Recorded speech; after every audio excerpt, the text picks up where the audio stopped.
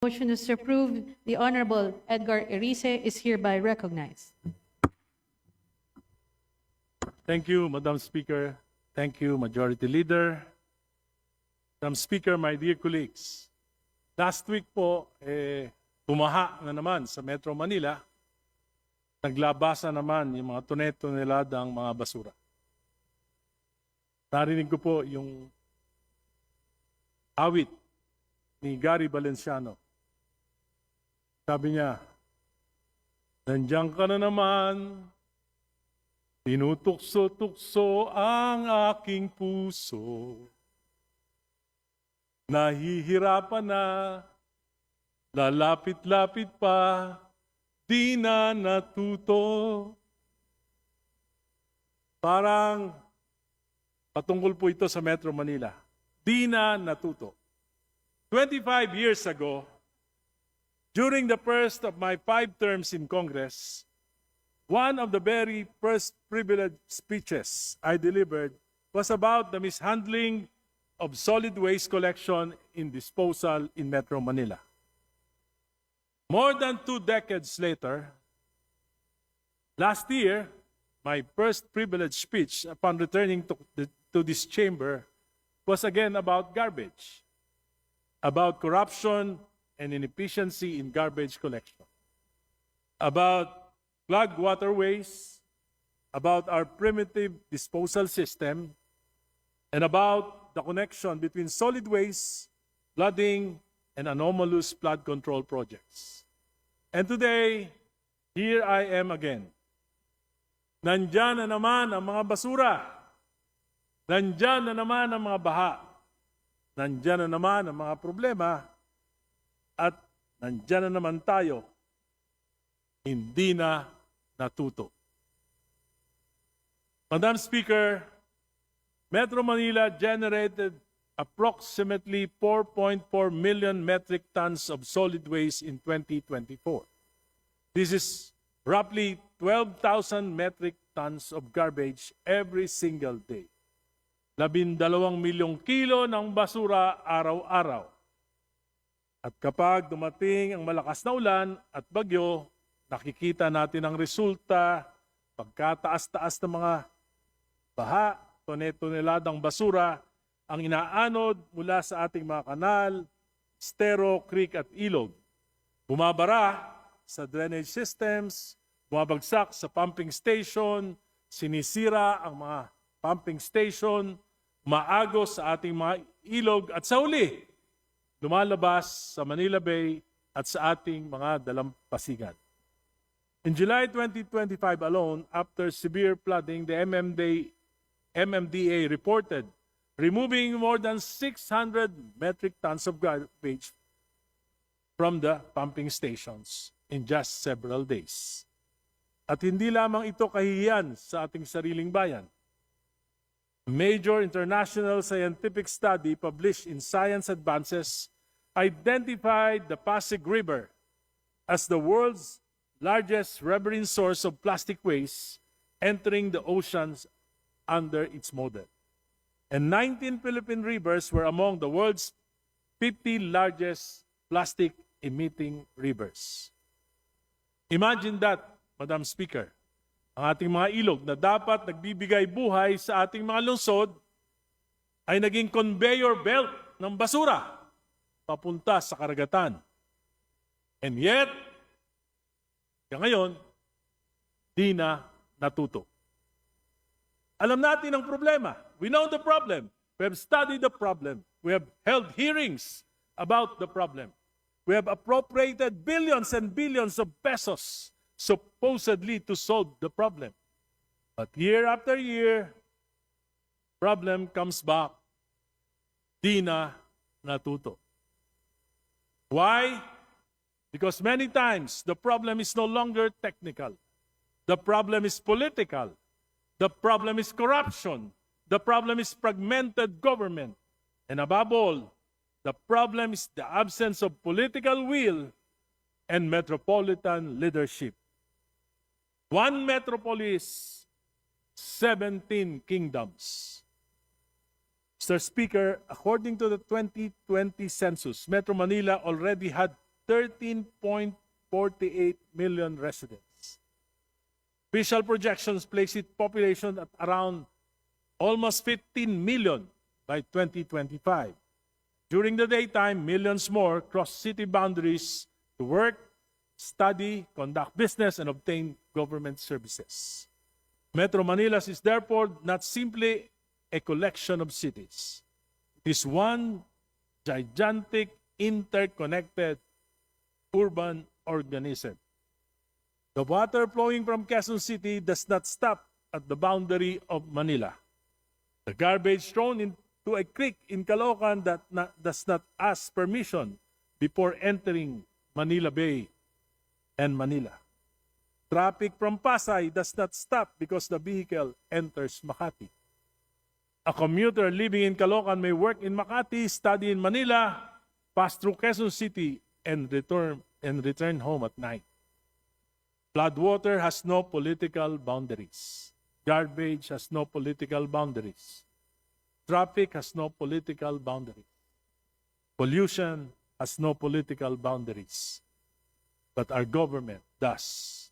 We have 16 highly urbanized cities and 1 municipality, 17 local governments, each with its own mayor, its own council, its own ordinances, its own traffic regulation, its own garbage contracts, its own zoning decisions, and its own political priorities.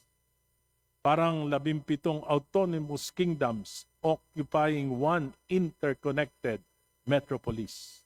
And therein lies the contradiction. One metropolis, 17 governments, 17 priorities, 17 political interests. Tingnan natin ang kalagayan ng Metro Manila. Madam Speaker, the evidence is everywhere. We continue to have enormous concentration of informal settlers, including communities beside waterways, underneath bridges, and in danger zones. Older government data identified more than 60,000 informal settler families living along Metro Manila waterways alone. Ilang po, beside, maging sa ibabaw ng mga waterways at mga daluyang tubig. Many communities live under conditions that should disturb the conscience of government.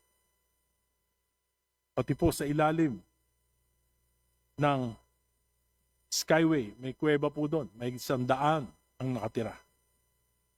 Kulang sa maayos na sanitation, siksikan, improvised water connections, electricity carried through dangerous webs of wires are infamous spaghetti wires. Houses packed so tightly together that one spark can turn an entire community into an inferno. Repeatedly, we see fires leaving hundreds, sometimes thousands, homeless. Even some old government housing projects have deteriorated into overcrowded and poorly maintained communities. Now look at our streets. Roads intended for moving people and commerce have become parking lots. Sidewalks have become extension of stores, terminals, and private properties. There are illegally parked cars, motorcycles, tricycles, vendors, makeshift terminals, political tents, and even barangay facilities occupying spaces supposedly belonging to the public. Then we have traffic ordinances and enforcement practices that can change when you cross from one city to another. One metropolitan road system, but different rules depending on which kingdom you happen to be driving through. Kapag hindi sapat ang problema ng traffic, may illegal terminals, may colorum operation, may mga kotong sa enforcement. This is not metropolitan planning. This is metropolitan improvisations. One LGU cannot solve this. Cannot be separated from transportation. Transportation cannot be separated from land use. Land use cannot be separated from drainage. Drainage cannot be separated from flood control. Flood control cannot be separated from solid waste management. Solid waste management cannot be separated from environmental protection. And none of this can realistically be solved by one LGU acting alone. Imagine garbage disposal. Metro Manila produces roughly 12,000 tons of waste every day. Where will one city put it? Where will Caloocan put its garbage? Where will Manila put its garbage? Where will Quezon City put its garbage? Each LGU can collect garbage, but the final disposal problem is metropolitan. For decades, much of the Metro Manila has depended heavily on disposal facilities outside the metropolis, particularly in Rizal. This is not a 30-year solution. That is moving today's garbage somewhere else, leaving tomorrow's government to deal with the consequences. Look at Singapore. Singapore faces the same fundamental reality: limited land and enormous quantities of waste. Its waste disposal infrastructure includes 4 waste-to-energy plants. Waste suitable for incineration is burned under controlled conditions, reducing its volume by approximately 90%, while recovering energy to generate electricity. The remaining ash and non-incinerable materials are transported to Semakau landfill, Singapore's engineered landfill. Singapore does not pretend that garbage disappears when the garbage truck turns the corner. It has an integrated system, from collection to recycling to waste to energy to final disposal. That is metropolitan planning. Look at Tokyo. Provides an even more relevant lesson. Tokyo has a directly elected metropolitan governor and a directly elected Tokyo Metropolitan Assembly composed of 127 members. But listen carefully, Tokyo did not abolish local governments. Its 23 special wards retain local autonomy and attend to services closest to residents. What does the Tokyo Metropolitan Government do? It handles services that require metropolitan scale and coordination. The 23-ward area, metropolitan-level responsibilities include major services such as water supply, sewerage, firefighting, flood control, while the wards deal with many day-to-day community services. Even finances recognize the metropolitan character of the city. Tokyo has a metropolitan ward financial adjustment system to address disparities in fiscal resources among its 23 wards. And look at garbage. The wards collected and transport garbage. A joint organization of the 23 ward conducts immediate processing such as incineration and crushing. The Tokyo Metropolitan Government handles final disposal at metropolitan landfill facilities. Collection is local, processing is shared, final disposal is metropolitan. Simple, logical, integrated. Tokyo also manages flood risk at metropolitan scale. It operates an integrated information system monitoring rainfall and river levels and undertakes metropolitan policies involving rivers, sewerage, flood control, infrastructure, and heavy rainfall measure. That is why Tokyo can think not merely about next week flooding, unlike Metro Manila. Pag umuulan lang, doon lang tayo nagpaplano.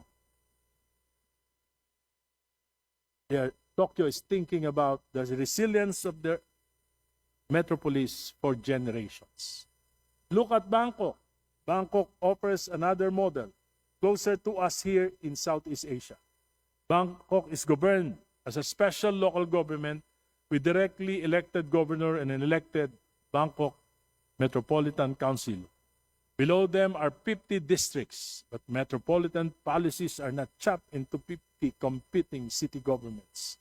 Bangkok has a Metropolitan Department of Drainage and Sewage, responsible for preparing master plans for flood control prevention, drainage and wastewater management across the city. It constructs and manages floodgates, pumping stations, drainage tunnels, embankments, canal systems, sewer lines, retention basins, and water control system. dredges canals, it removes garbage and weeds from waterways, it operates pumping facilities, it manages flood control infrastructure across district boundaries. One drainage system, one metropolitan master plan.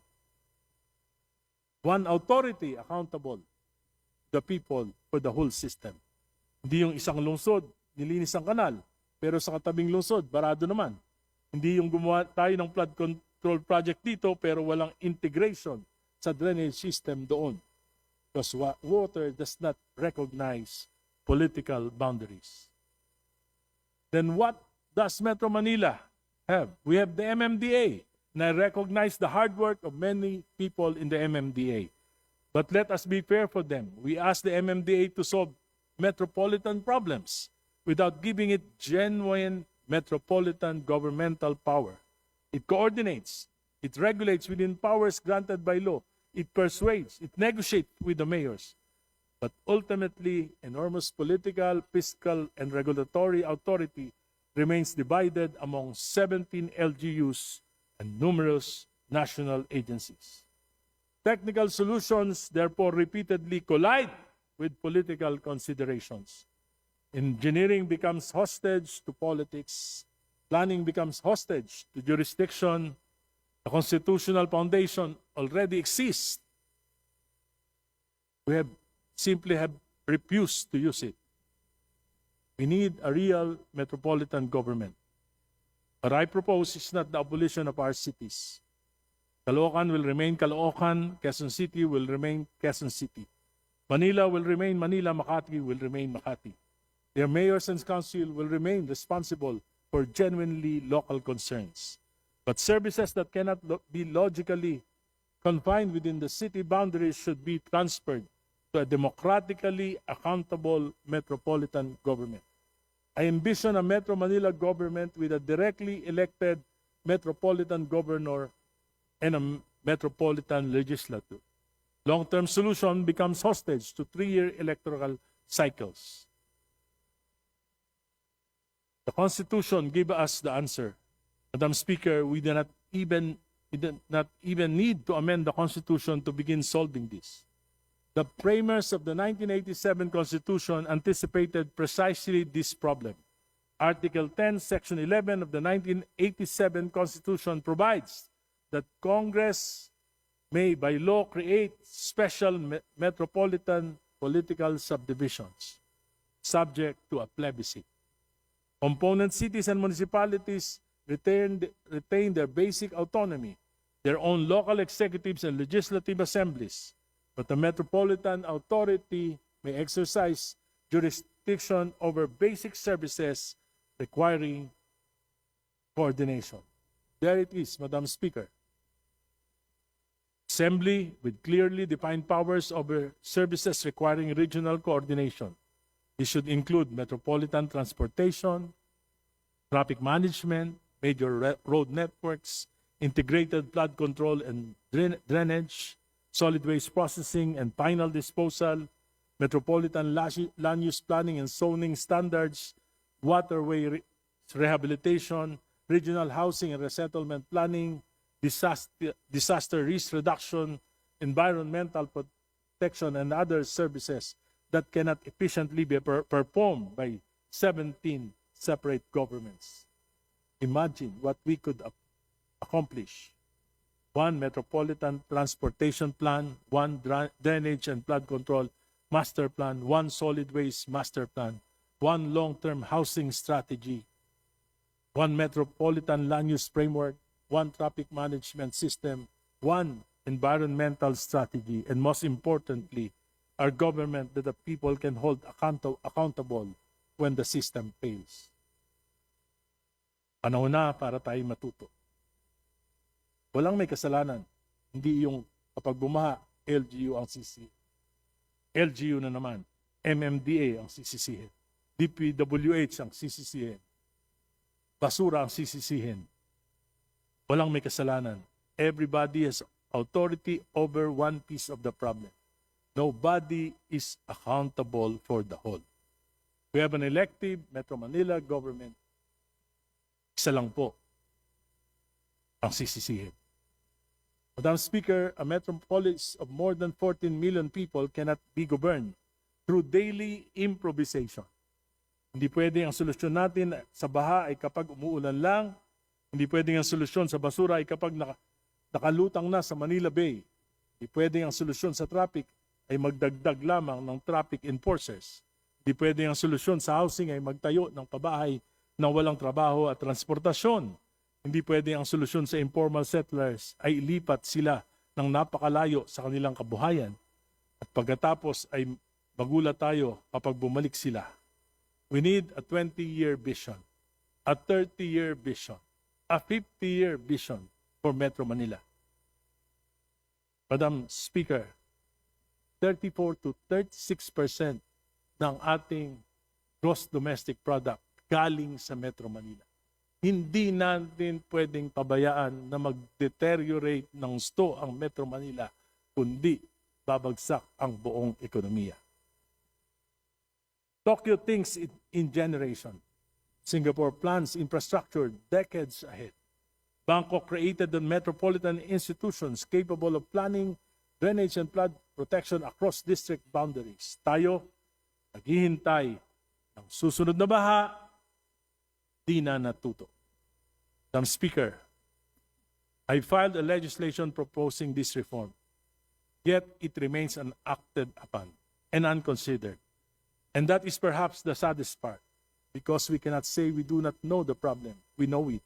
We cannot say we have not seen the consequences. We live through them every year. We cannot say there are no models to study. Tokyo did it. Bangkok did it. Singapore demonstrate what long-term integrated urban planning can accomplish. Our own constitution expressly allows Congress to create a special metropolitan political subdivision. So what are we waiting for? Another flood? Another mountain of garbage? Another ₱1 trillion spent on infrastructure without an integrated metropolitan plan? Di na natuto. Sana po, hindi maging efita na pang pamahalaan natin. Di natuto kahapon, di natuto ngayon, at ayaw pa rin matuto bukas. Maraming salamat po.